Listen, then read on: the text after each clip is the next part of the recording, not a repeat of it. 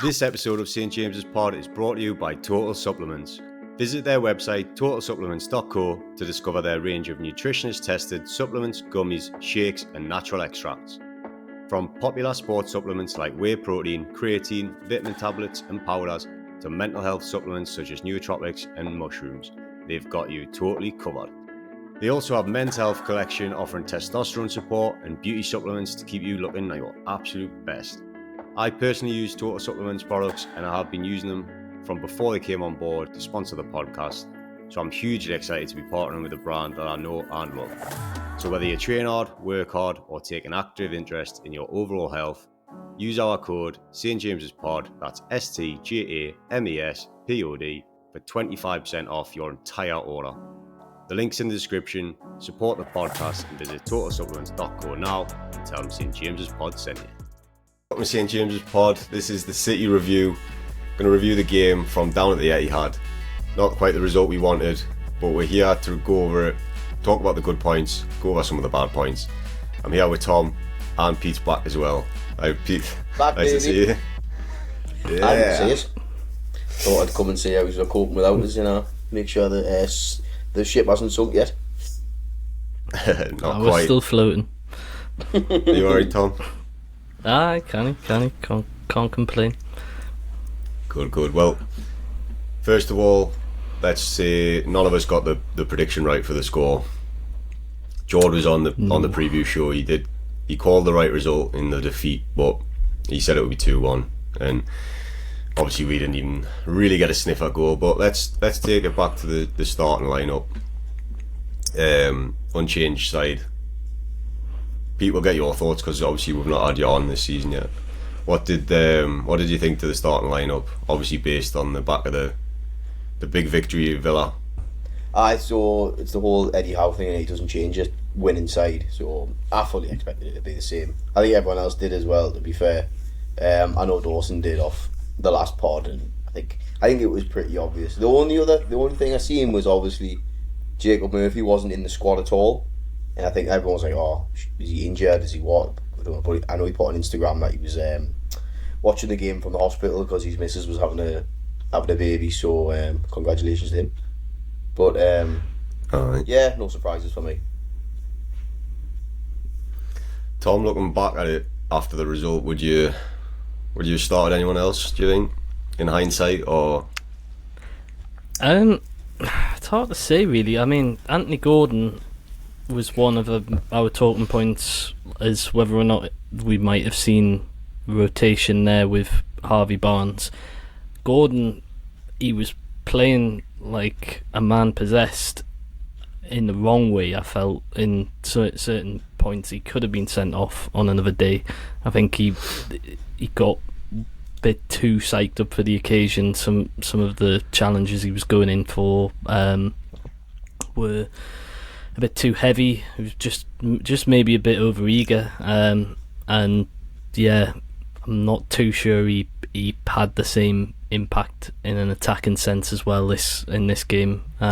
So potentially, if looking back in hindsight, would you put Harvey Barnes in from the start instead of him? I don't know, but yeah, I don't know what you guys thought of Gordon in particular, especially with those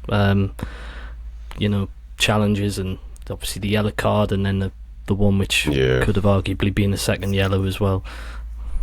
Yeah, I get what you're saying, like, because he could have got the second yellow, but I think he was probably our brightest sort of player going forwards.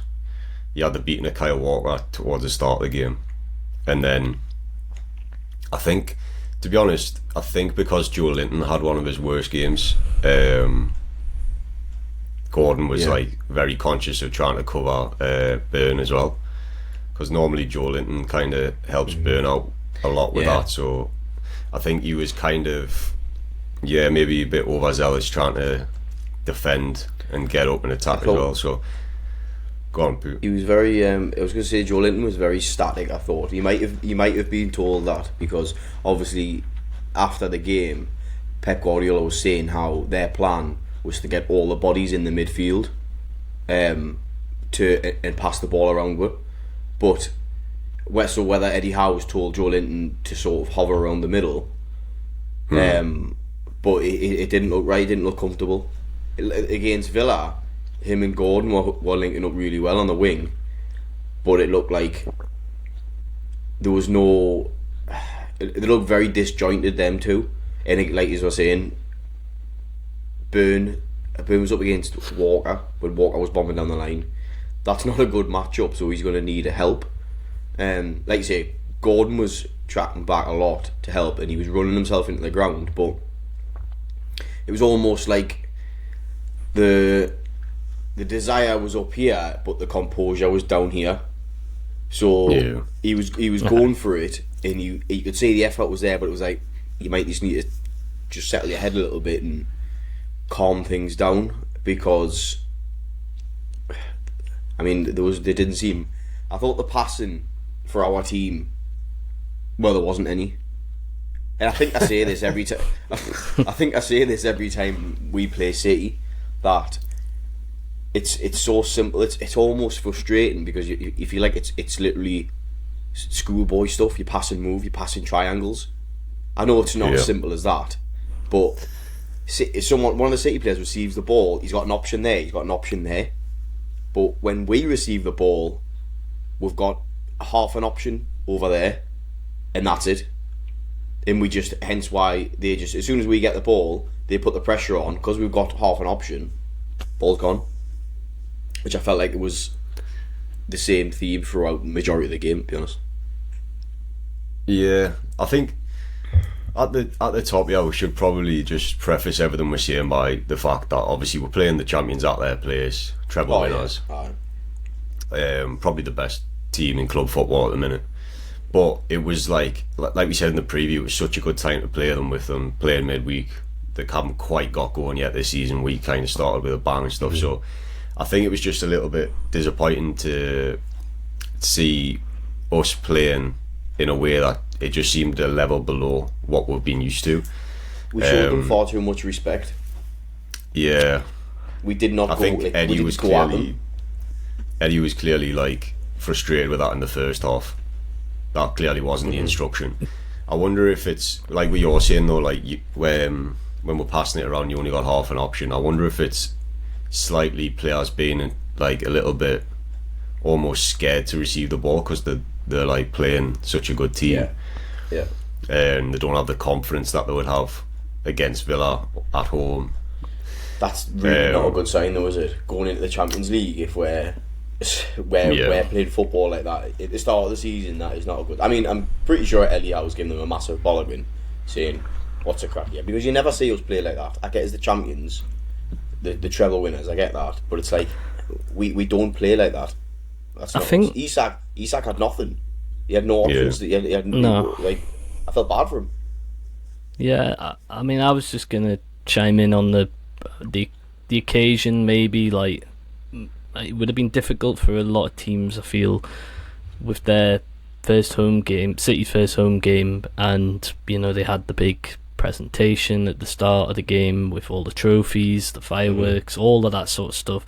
Like, obviously a party atmosphere, and I know City fans get slated for the fact that they can't get an atmosphere going at the ground and all that sort of stuff, but credit to the City as a club for getting that going. And I think, to be fair, I don't know if maybe that played a factor in, and like we were just sort of like a bit overawed by the occasion of it all, like just like you say, playing against the newly crowned champions of Europe, and they're there with the treble, like all the trophies there in a line as the players were walking out.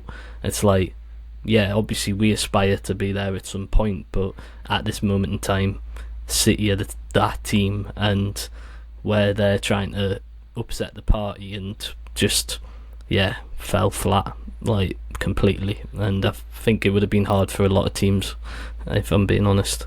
So I've just been thinking, you could break. We keep saying we don't play like, well, we've been saying we don't play it that way. We were off the boil, whatever. But if you break it down to player by player, right? I've just been thinking this. Nick Pope, okay, it was a good finish. You got to think maybe he should have had a stronger hand, but that's very, very piggy. Trippier right back, did nothing wrong for me. But the whole defence was good. Exactly. So Dan Burn left back. We solid did as he really can well be against Walker. defensively. Bobby and Shaw were fantastic. Like, even Shaw, I Yeah. thought Shaw had dislocated his shoulder again. I thought he was going off. I thought, yeah, we go. But they both played mid. Oh, I thought Lascelles was coming on. We'll go straight to the top. Isak, what can he do? He can't do anything with it, and he's got no service. We can't get the ball. Isak's basically taking out the game for me. I didn't feel like Isak's press was very good though. I felt like he was just on his own. He had not. Whenever he got the ball, when he dribbled, he had two men on him. And like we're talking about, no options. We've seen that so many times. Like, you go back down the years, like playing away at City, and we've had. How many times have we seen other strikers in Isak's position where they're just completely isolated, and it's just how are you meant to do anything? You can press all you like, but you're just running yourself like into the ground and not getting anywhere. Like, you need people around you, like, to press with you, like, or do you know, just give you an option. So I don't blame Isak. Well, you go from Isak and you go to the left. Gordon, we spoke about Gordon trying to graft, but not really much help from the midfield. I know he's trying to put a few balls at the box, but I didn't think there was an awful lot of help from midfield. Go to the right side, Miggy. I think we all know how frustrating Miggy was. He had a bad game, man. Purely for the whole cutting inside thing. He's got that much space going to the byline. He's got overlapping coming from whether it's Bruno, whether it's Trippier, and every time he's cutting inside and that chance is just gone. But towards the end of the game, he started, whether someone screamed something at him, I don't know, he started laying it off, and that's when chances started to come. Putting balls into the box, people were in the box, okay, but the chances started to come then, so that was a bad game for Miggy. But for me, the problem was the middle of the park for me. I thought Joe Linton and Bruno had a shocker. Tonali was all over the pitch. I think I said in the group chat, I was like, 1 minute you look, he's on the right side, next minute he's on the left side.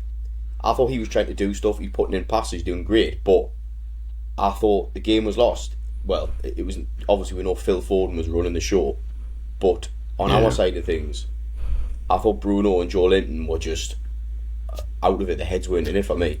And I'm slightly worried. I know it's 2 games in. I was speaking to the lads at work. I know it's 2 games in, but I don't know if the arrival of Tonali, the big fee, the reputation, has slightly taken the shine off Bruno. Because at this very minute, Bruno's not the main man, Tonali is. And Bruno's a big character. I hope it hasn't had an effect. I could just be completely talking shite here. But it's like... So I see what you mean. The first home game against Villa, Tonali's name got sang whole game. I don't even think Bruno's did. So it could be a mental thing. I don't think he's like that, but it might just be me picking. Do you know what I mean? No, I know. Like, when Bruno's name's getting chanted in, like, last season. I mean, I know he had a little dip at points last season, but when he was on it, it was just like, the whole crowd. We all know the chant and everything like that. That obviously played a big part in his form. I don't know if he's as I don't know if he's got that kind of ego about him. It's hard to say. I know what you're saying. Like, certain players definitely with an ego don't like it when another player comes in and takes the shine off them. Is it a case of Tonali and Bruno the same player? No, I don't think they're the same player. Like, no. To be honest with Bruno, I think his dip is just carried on through from the end of last season, and I didn't think Bruno was that bad, to be honest. Like, over the 90 minutes, I think his first half was pretty poor. And then in the second half he improved a bit and probably averaged out just, kind of below his normal standards, but not terrible. But Joe Linton had a really bad game. Yeah, he didn't. I feel like that.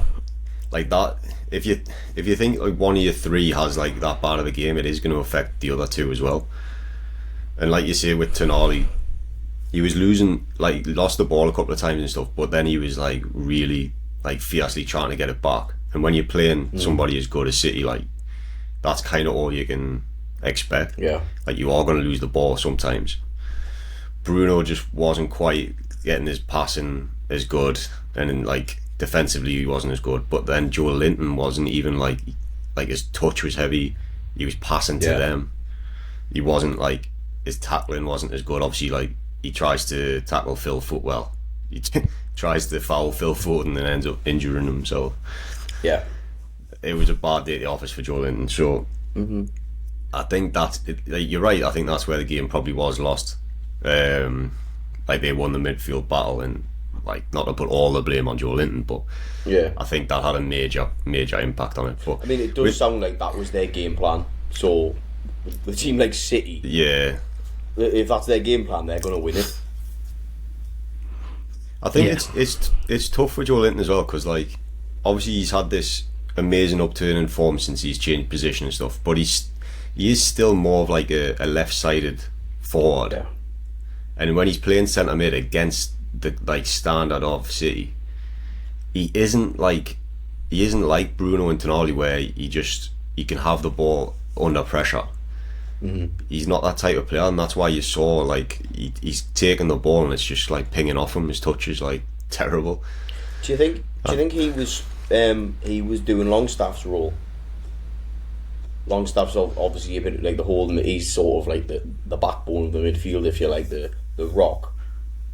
And Bruno and Tonali are sort of your, not flair, but the creators. Joe Linton's not a creator. We know he's not. He runs with the ball. He's tough. He wins it back. Do you think he's... Because obviously usually we're used to Bruno, Joe Linton, Longstaff. Longstaff's the muscle, if you like, and Joe Linton's a proper hench. But do you think he was told to fill the role of Longstaff and let Bruno and Tonali do their thing? I'd imagine... What I think's happening probably is that Tonali and Bruno have been, like, working on doing that role together, and when one's doing it, the other one goes. And it's just a little bit early, because if you look back at pre-season, they haven't really played that many games together in pre-season. Yeah, not at all. No, not at all. And then they're still working out their partnership. Joe Linton didn't have the best game, but then you saw when Longstaff came on as well, he wasn't great either. So he's just come back from injury though, isn't he? Yeah. So I think it was the right call from Eddie to start with, but it was just a bad day at the office. But just to go back to Bruno, are you concerned at how long it does seem he's not had, like, one of his great games? Because you're looking right back to a few games into the back end of last season now. Are you concerned at all? Nah, I scratch off last season, mate.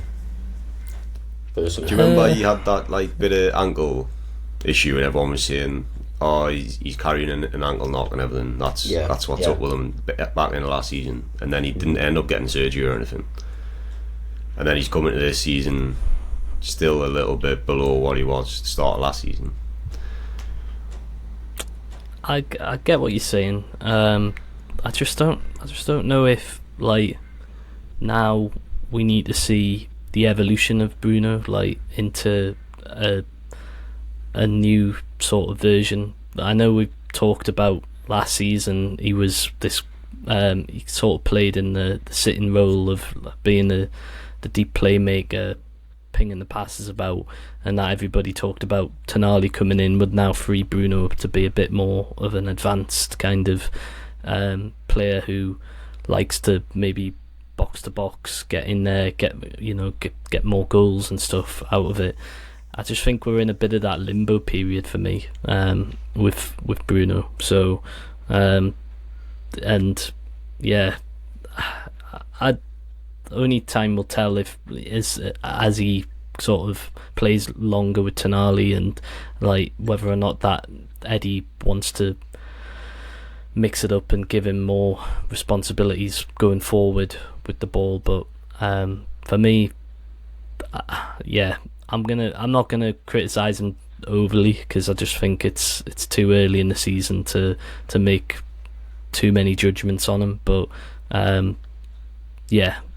eventually we're gonna need to start seeing a bit more game-changing moments from him. Yeah, I don't think I'm too concerned. Like, it's just I've seen a lot of talk on social media, and there's been some like proper bullshit rumours about his head being turned and stuff like this. Yeah. Which even in the doc you can tell he absolutely loves being here. So Of course he does. And then a lot of people are saying as well, like his dip in form kind of went around the time of his son being born as well. But I wouldn't say that would still be affecting him either. I think it's just one of them things where you know you can't be at your absolute best all of the time. So it should be a matter of time till it comes back. And also his pre-season wasn't. I don't know if he came back as fit as some of the other players, because he did have quite an extended holiday. It's too much chocolate, man, isn't it? Said in the dog, he's got too much chocolate. I loves the chocolate. Like Kinder eggs. No, it's Kinder eggs. But let's talk about some of the positive performances then. So obviously, I think our man the match for me has got to be Botman. He just had Haaland in his pocket the whole game, basically. Absolute quality centre half performance. He couldn't do like his forward passes quite as much as he probably would have wanted to. But in terms of stopping Haaland from being able to play his game, I think he did absolutely amazing. Well, yeah, the Haaland chances, like, alright, yeah, on another day we know a striker of his quality would normally bag one of those chances that he had, but I felt quite a few of them were, and down like to the fact chances, that and it was down to the fact that our defending was really high on point, and we obviously had a plan to try and limit the space he had, and kind of he seemed to always be out wide a bit, like, and we did sort of shepherd him down the channel a little bit, and so he wasn't directly on goal, and I think with that, obviously we've seen a few of those chances like end up going wide, or but that was purely, like you say, down to the likes of Botman and Cher both having solid games in doing just that with him. That tackle from Cher, where he like plays it off him, sliding tackle, gets the goal kick.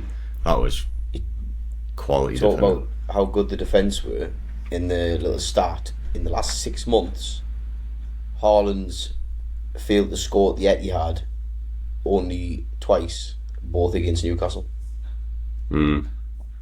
Aye, well, so we did highlight it. We said obviously how well Lascelles did a job on him last season.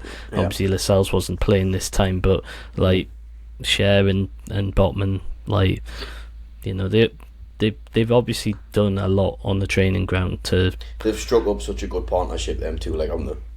Oh, it's class. Like, it's ridiculous. It's just a little. The only thing is just knowing that Cher is obviously at the back end of his career, if you want to put it that way. Where it would just be great to have just a carbon copy of Cher, but just, you know, with 5 years younger or whatever. Because like that back to that pairing could have been a real long-term partnership. But we'll obviously enjoy it while we can, because it's just works so well. They've got a great. You could think though. You talk about Cher's age.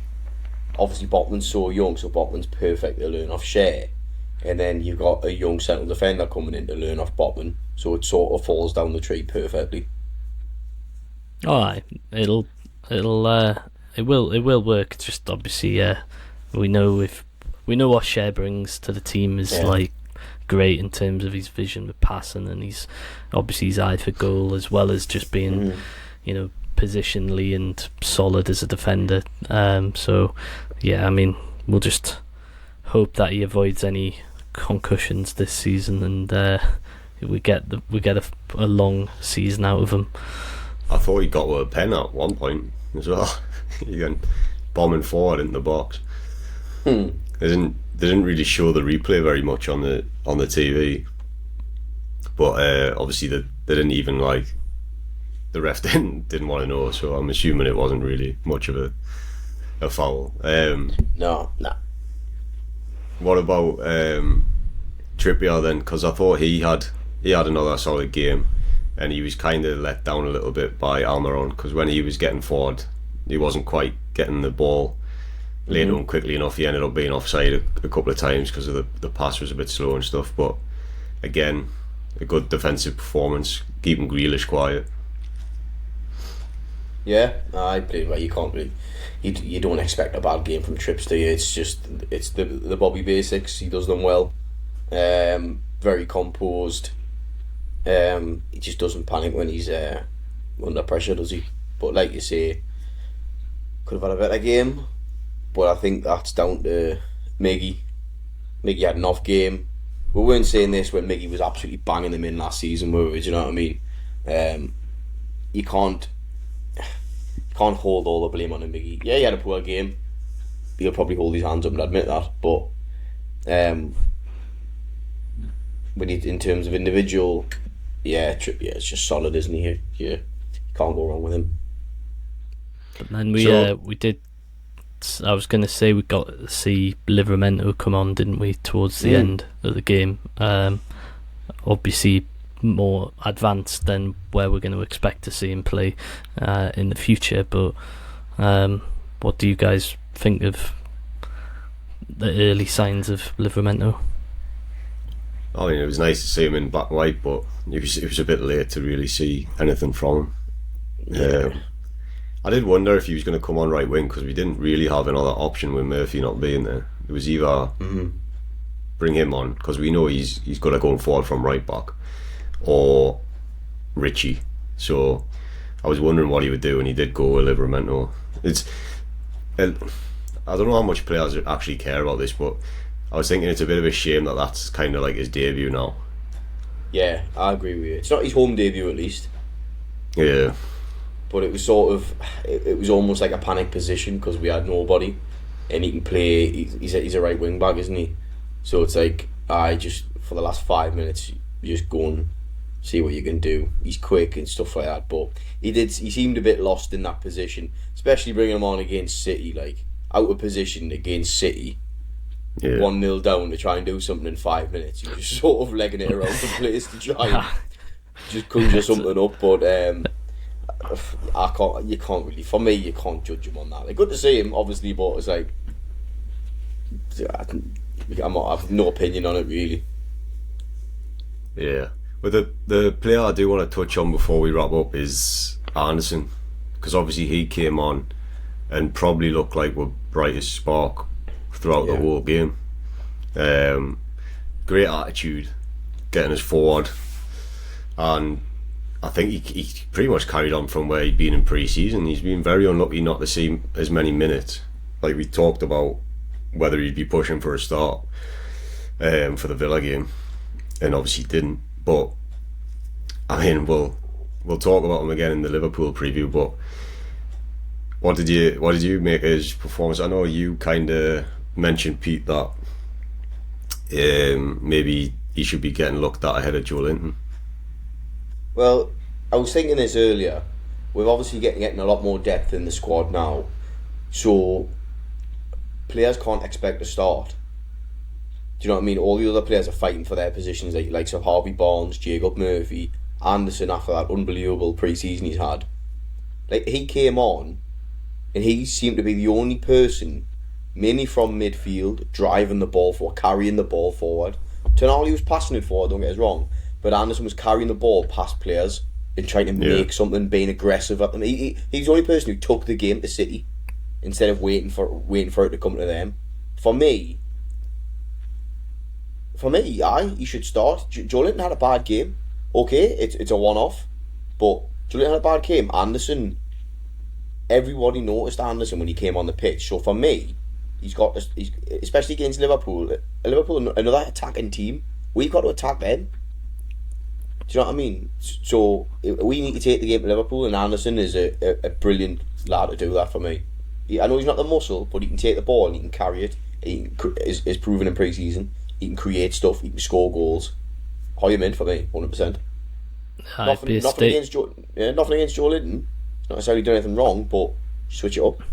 It'd be a statement, I think, from Eddie to change it in that way, because, like you say, whenever Eddie's not one to tinker too much with his team, and when he's got it set, but I think now, like you've just said about the depth and everything else, like major call if he mixes it up and just says, yeah, Big Joe, take a seat for this one, like, and then for Anderson hopefully to take his chance and never look back. Like, that's the way it's got to be now. Like, we don't have we shouldn't be thinking we've just got a set 11 all the time. Like, everybody needs to be, yeah, that's my position, I want it, and I'm going to do everything to prove that I deserve it. And that just pushes the whole squad, and obviously with the amount of Barnes will do it as well. Barnes will be looking and thinking, like,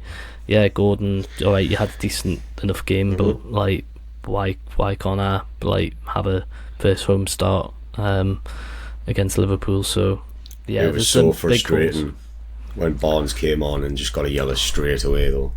Nah, it was a stupid challenge. Well, why would you do that? You could see him saying to the ref, it's my first foul. However, mate, you've literally just had a hold of him and stopped him. He's obviously going to be a yellow. Fair enough if you just like give him a little nudge or whatever, but he literally had his arms around his neck basically. First foul, ref. Aye. Talk about over eagerness from Gordon, but then Barnes, that's basically his first action. The good thing about that though is, with Gordon being so rapid and so effective, I don't think it's a bad thing at all for him and Barnes to keep switching it up every other game or whatever. Yeah, exactly.